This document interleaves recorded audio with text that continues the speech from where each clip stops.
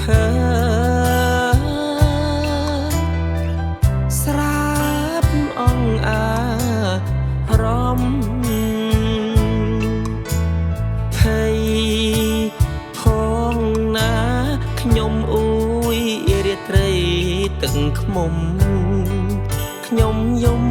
ស្ដាយខ្លួនអូយសែនស្ដាយស្ដាយរូបកាយក្រមុំដូចផ្កាក្រពុំអីលើខ្មុំក្រេបហើយក្រេបហើយត្រូវគេហើចោលបើ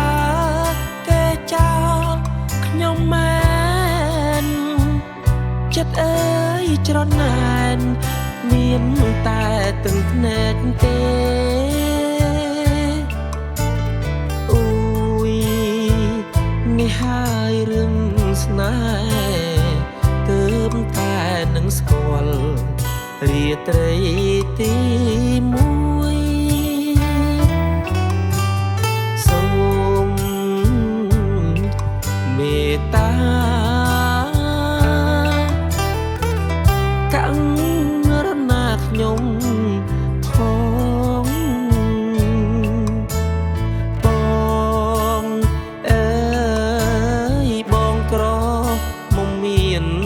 តែម្ដងគ្មានទេពីដងបងអើយ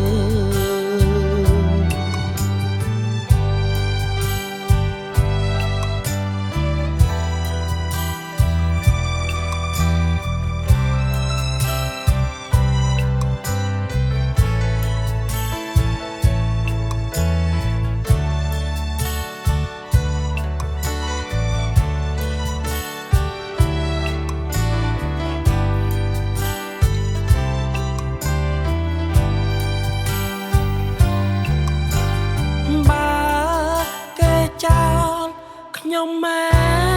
នចិត្តអើយច្រណែនមានតែទឹកភ្នែកទេអូយនេះហើយរឿងស្នេហ៍ទើបតែនឹងស្គាល់រាត្រីទីមួយសូមមេត្តាករណាខ្ញុំផងបងអើយបងក្រមុំមានតែម្ដងគ្មានទេពីដងបងអើយ